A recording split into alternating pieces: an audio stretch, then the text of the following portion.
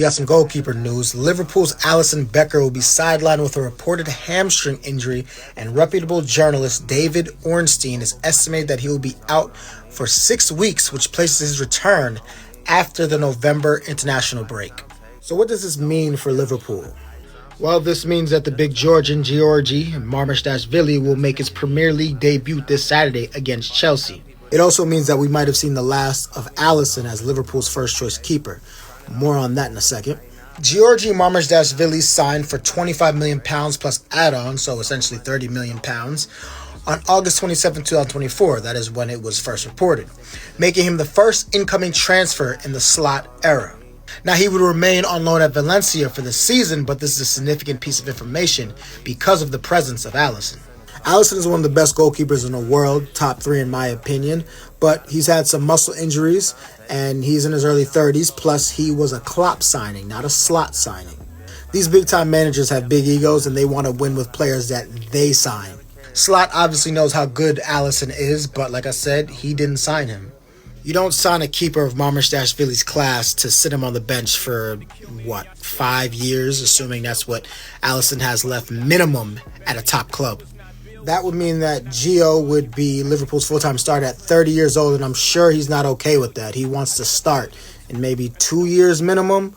Look, I love Alisson. I think there's only one man better than him in the world right now, but I have to look at the facts and say that Gio is now going to get a good run of games and that we might not see Alisson again. Let's look at Gio's profile as a player. He's had the best prevented goal stat in La Liga at 11.3, which was also third best among Europe's big 5 leagues.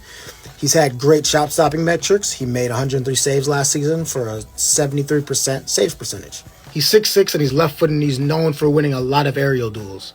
In the Euros 2024, he saved 30 of 38 shots on target and had 21 saves in the group stage, which was a record.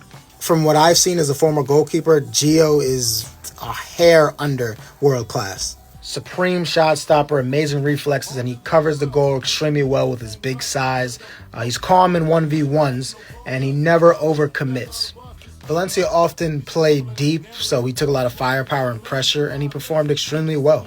He's confident, has a steady temperament, and he injects life in his defenders. He has great positioning and he reacts very well, but he's going to need to work on his distribution if he wants to succeed in the Prem, especially under pressure. He can sometimes leave his defenders exposed as he's not always quick to rush off his line. And if isolated, he does struggle against fast strikers. He's shown out in La Liga and the Euros, but he hasn't played in the Champions League consistently, so we don't know if he can handle being a number 1 for an ambitious team like Liverpool and play 50-plus games.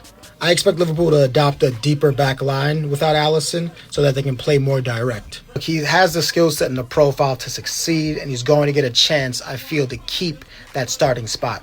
They have Chelsea this weekend, then Man United, wherever that is worth, Frankfurt in Champions League, Aston Villa, Real Madrid in Champions League, and Man City before the November international break are just some of the notable games he's expected to play in if Alisson is out for the reported length of time. These next few weeks are going to be very interesting for Gio. Like, can he rise to the occasion and give Slot a lot to think about? Or will Alisson come back and reclaim his starting spot? Only time will tell. Like I said before, I love Alisson, but Gio is someone not to take lightly.